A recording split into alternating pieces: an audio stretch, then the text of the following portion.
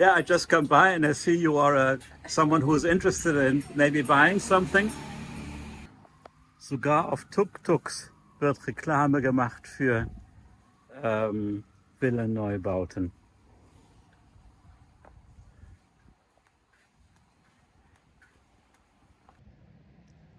Ja, hallo. Ich bin hier in Hua Hin in Thailand. Hua Hin, das ist ein Ort, eine Gegend, etwa 3 Stunden südlich von Bangkok. Und im Gegensatz zu Pattaya gibt es hier keine riesengroße Partyszene. Gut, ein wenig gibt es das wahrscheinlich auch. Aber hier kommen Leute hin, die gerne schöne Strände, etwas mehr Ruhe haben möchten und eine gute Lebensqualität. Auch hier nach Hua Hin oder 20 Kilometer südlich, 20 Kilometer nördlich davon kommen etwa 9 Millionen Touristen im Jahr. Und etliche Leute haben sich hier niedergelassen. Ungefähr 6.000 Ausländer leben hier, viele Deutsche und Schweizer. Und es werden immer mehr. Auf dem Land sieht man überall Neubaugebiete, Bereiche, wo Villen konstruiert und verkauft werden. Und hier im Ort habe ich auch einige Immobiliengeschäfte gesehen. Und dann kam mir doch die Idee, dann frage ich dir doch mal, wie das hier so funktioniert. In diesem Clip hier interviewe ich mal so einen Real Estate Agent, einen Immobilienmakler oder Immobilienbüro und frage die mal, wie das hier so funktioniert. Vielleicht interessiert euch das auch. Bleibt dran, wenn euch der Clip gefällt, dann drückt doch bitte den Like-Button, das gefällt mir Knopf. Und wenn ihr es noch nicht getan habt, dann abonniert doch bitte den Kanal. Das würde mich freuen. Vielen Dank. Also jetzt mal 1 oder 2, 3 Interviews mit so Projektentwicklern und Immobiliengeschäften. Mal schauen, was dabei rauskommt. Die Gespräche sind auf Englisch, aber hier im Clip gibt es auch Untertitel auf Deutsch und in anderen Sprachen. Falls sie nicht erscheinen, dann einfach auf dem Bildschirm unten das CC drücken und dann die Sprache auswählen, in der man die Untertitel sehen möchte. Und auf einem Mobiltelefon sind das so die 3 Punkte, die man oben rechts auf dem Bildschirm sieht, die man drücken muss, falls die Untertitel nicht schon automatisch in der eigenen Sprache erscheinen. So this here is Property Services Hua Hin, huh? That's the name here. Okay. Thank you. Yeah, I just come by and I see you are someone who's interested in maybe buying something. And where are you from? Which country? I'm from Denmark. From Denmark. Yeah. And have you been here before in this region? I came here last year and I fell in love with Hua Hin. I really love it. Yeah. And now are you looking for an apartment or a house? No, apartment, yeah. Uh-huh. Yeah, that could be a base, right? A base, yeah. I like to travel, but it's nice to have a base, right? Somewhere. So you fell in love with Hua Hin. May I ask why? Because maybe you travel to other areas as well. Oh, yeah. What do you like? I've been, my favorite place in Thailand is Koh Chang, but Hua Hin is very nice as well, right?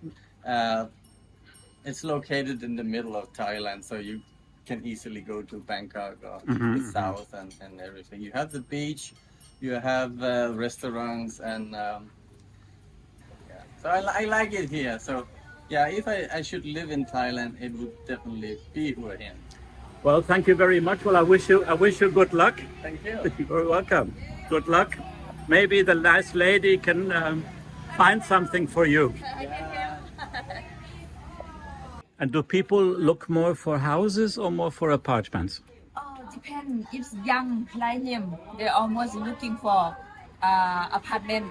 Because they still work, they just close the door and then they go home. Yeah. Yeah. And for the retirement people, they just come because they stay long time. That's why they like So private house. retired people prefer villas. Yes. Interesting. Yeah. Because they Interesting. stay long and not boring because they have some space, garden, looking, take care. Yeah, I see. And the people who are interested, where do they come from? Most of them. Almost is German, Swiss, England and now it's US more. US. Yes.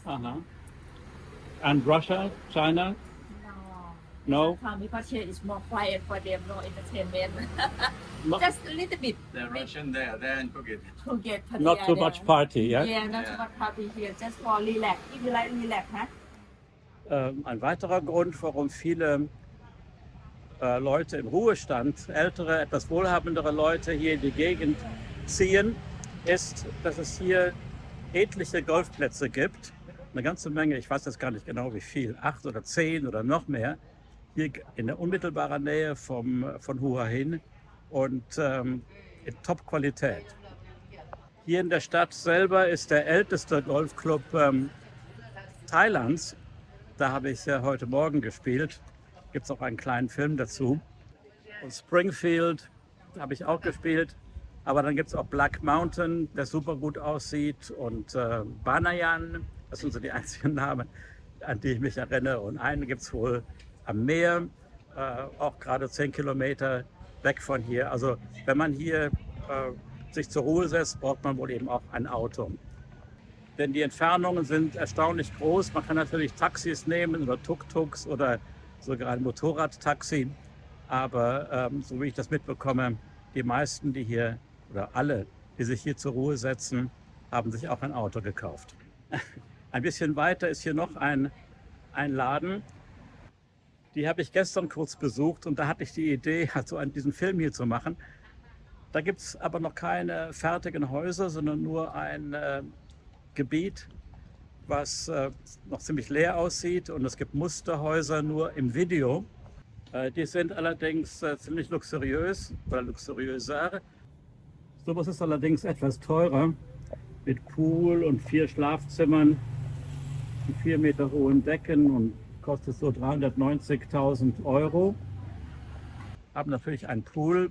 Ich habe mal gefragt, dieser hier wäre 4 Meter mal 10 Meter. Klimaanlage, Solarzellen. Das ist so die Preislage für etwas Besseres. Und dieses hier befindet sich in der Nähe vom Banyan Golfclub. Hier eine andere kleine Agentur, aber da ist im Moment niemand. Gut, wenn die natürlich Kunden irgendwelche Bauten, Neubauten oder Angebote zeigen, dann sind sie oft nicht da in den Geschäften. Ja, hier eine andere Agentur, die Reklame macht damit ausgewählte Häuser im Land des Lächelns. Der Eigentümer, ein Schwede, hat nicht allzu sehr gelächelt, als ich angefragt habe. Für ihn kam das ein bisschen kurzfristig. Auch diese Agentur hat eigentlich bestätigt, dass es einen großen Markt hier gibt. Und er ist schon viele Jahre hier in Hua Hin. Das Angebot ist sehr groß, also wirklich von einfachen Wohnungen bis hin zu sehr luxuriösen Villen.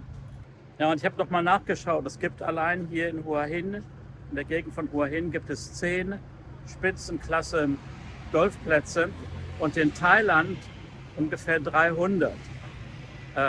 Das ist ziemlich beachtlich. Was ich auch erfahren habe, die meisten Leute hier suchen gebrauchte Häuser und gebrauchte Wohnungen, also diese zweite oder dritte Hand kaufen, denn dann können sie sofort einziehen. Bei den anderen Projekten muss man ja erst eine Anzahlung leisten und dann wird einem das Haus gebaut. So ist es jedenfalls oft so.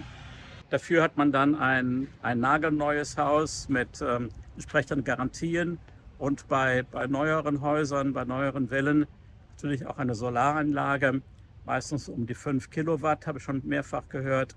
Das ist ausreichend so für den normalen Grundbedarf, aber nicht, wenn man alle Klimaanlagen gleichzeitig anhat natürlich.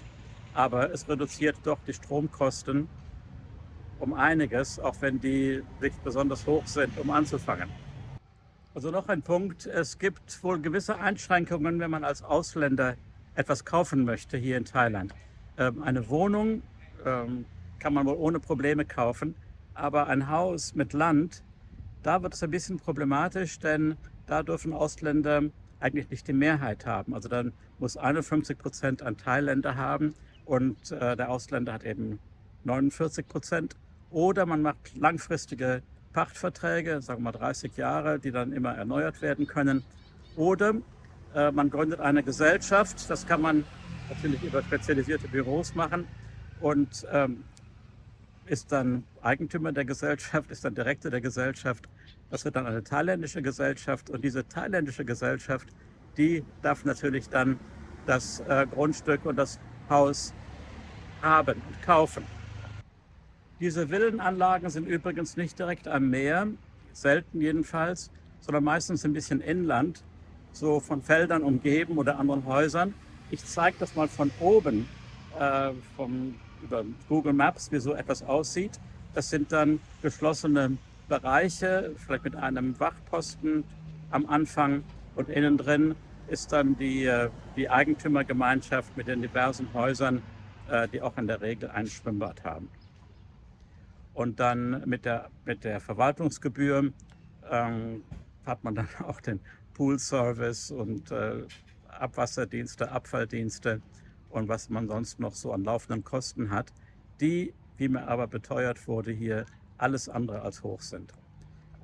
Es gibt natürlich auch etliche Angebote über Websites, wie zum Beispiel diese hier, die ich mir einfach zufällig rausgesucht habe. Aber es ist natürlich viel einfacher, wenn man zu einer Agentur geht, die einem dann vor Ort hinfahren, zu welchen Projekten, entweder Neubauprojekten oder halt Häuser, die in zweiter Hand verkauft werden. Wenn man dann Eigentümer ist, kann man sowas natürlich auch vermieten. Und wenn man sich so umschaut, gibt es auch etliche Angebote, solche Villen zu mieten. Also mein Tipp wäre sowieso, dass man dann als Interessent vielleicht erstmal hierher kommt und für ein paar Monate sich so ein Haus mietet. Ich hatte gehofft, auch mit so einem Büro in ein Projekt zu gehen oder eines der gebrauchten Häuser, der Secondhand-Häuser zu sehen. Das geht nicht. Aber ich habe mir diesen Freund begleitet beim Unterzeichnen seines Kaufvertrages von einem Haus, was jetzt erst gebaut werden wird, was dann in 7 Monaten, 8 Monaten fertig sein wird. Und da habe ich einige Häuser fotografiert, auch die im Bau sind. Und das zeige ich jetzt mal.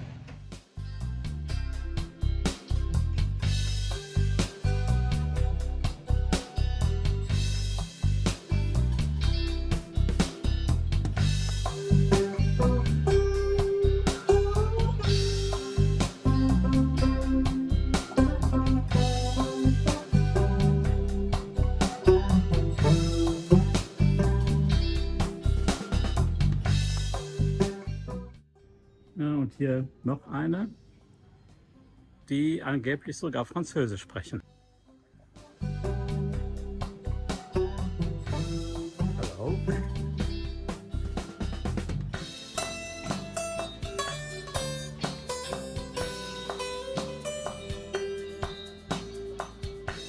Thank you for receiving me in this very nice offices of Star Property Hua Hin. You have many objects here for sale, but you just told me you also rent. Yes, we do. How does that work? Why?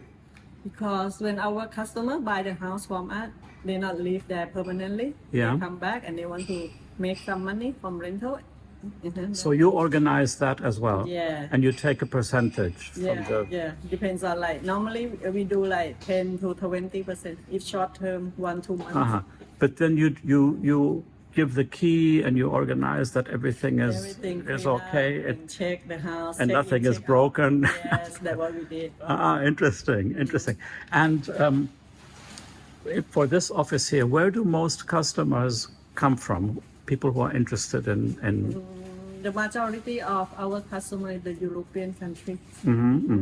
We have some in Asia like China and from America. Are some people from Thailand also? Yeah. Who want to live here in Yes, exactly. Yeah, because the king, I hear, has a summer palace here, so it's a nice region. So this thing of setting up a company, do you help with that as well? Yes, we do. You do. But you do that only for people who bought a house from you or someone? that the business, anyone who want that, just walk in and we can help them. And you can help with that as well. So even if they buy a house with another agent, Yeah. you can arrange for this, for the legal Set up a things. company. This is very good. And are you a Thai-owned company? Yes. Maybe that is your advantage that you have over others. Well, thank you very much for this information, and good luck with your enterprise here. You are really welcome. Yeah, so the charming lady there confirmed, foreigners buying a villa, you become actually owner of the house, but the land itself, that's where the problem is. So you can either lease the land from the developer who retains ownership of the land, and you do that, let's say, for 30 years, renewable, or you set up a company that is then the owner of the land and the house.